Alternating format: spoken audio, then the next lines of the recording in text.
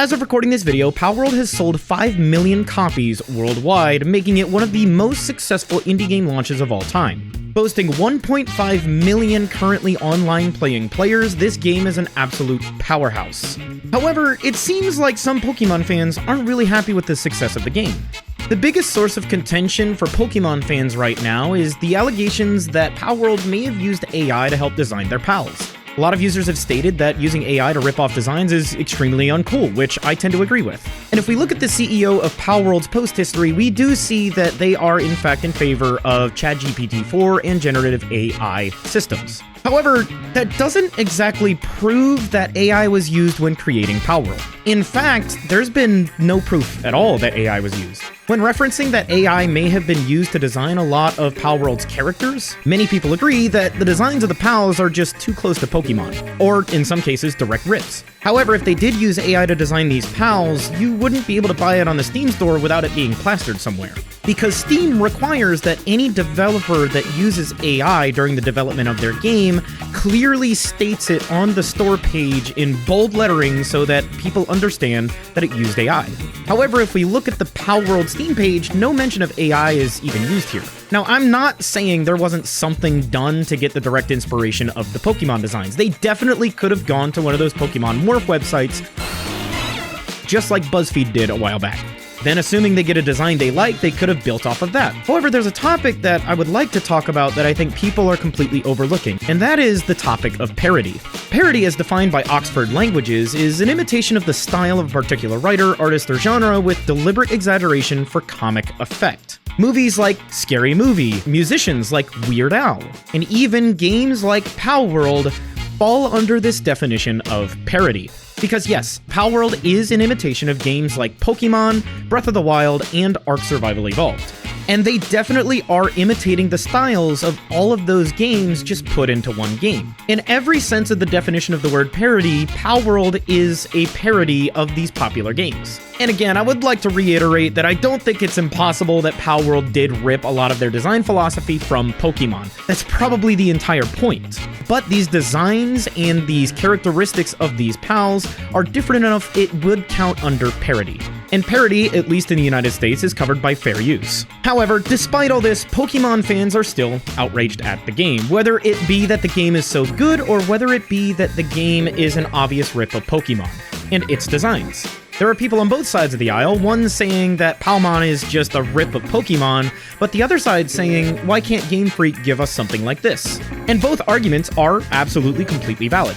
But that didn't stop some of the fans from sending death threats to some of the developers of Palworld. And regardless of what side of the aisle you're on, death threats over a game are completely uncalled for. In a post by Dexerto over on Twitter, the Palworld CEO and Takuro Mizobi say, quote, "Currently, we are receiving slanderous comments against our artists, and we are seeing tweets that appear to be death threats."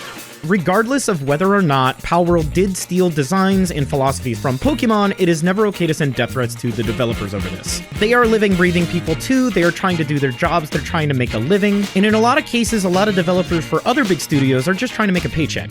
Now, a lot of the AI claims and allegations that are coming out tend to be centered around the Pocket Pair CEO being in favor of ChatGPT-4 and generative AI. However, as I stated earlier, there's no actual evidence of AI being used in this game. And in fact, Palworld actually released a blog post about the development of this game and the sort of development hell that it went through. And in that blog post, they specifically mentioned an artist that they had hired on. In October of 2020, Palworld reached out on Twitter to find some artists. And according to this blog post, she was rejected at the time. But 3 months later, when they were looking for more artists, she reapplied.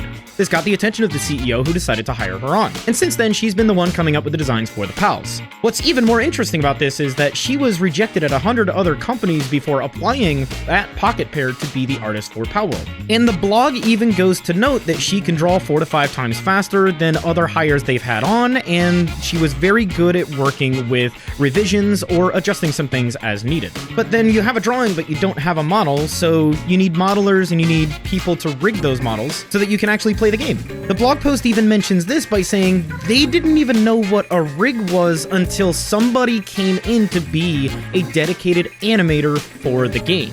What I'm trying to get at here is that Palworld looks like a passion project. It attracted some very talented people, and those people severely overworked themselves to get to this vision of what they wanted Palworld to be. And in my opinion, the end result is something that's genuinely fun to play. The game's still in early access, so yes, it's gonna have some growing pains, but as time moves forward and we start seeing things come together, I think Palworld's gonna be a great game. Now, whether or not it did use AI is yet to be seen. I have yet to see any hard evidence on it. So, at the moment, at least in this cruel world, let people have a little fun.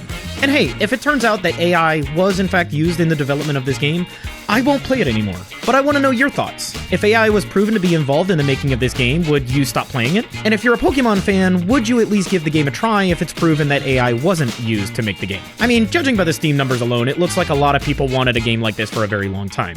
But let me know what you think in the comments below. Moving on, this is completely off topic, but I want to thank you guys for 10,000 subscribers on this channel. This channel is sort of meant to get my short form content out and try new things, and I really feel like doing these sorts of videos is really good for me. So if you do like these sorts of videos, thank you guys. It really does mean a lot to me. I definitely want to do more of these kinds of videos, so if there's ever a topic you guys want me to talk about for a few minutes, definitely join our Discord, link is in the description below, or message me on Twitter, mention it in a comment below in the video, whatever you need to do in order to make sure I get my attention on it. But thank you once again for 10,000 subscribers. This is not stopping anytime soon. Bye-bye, everybody!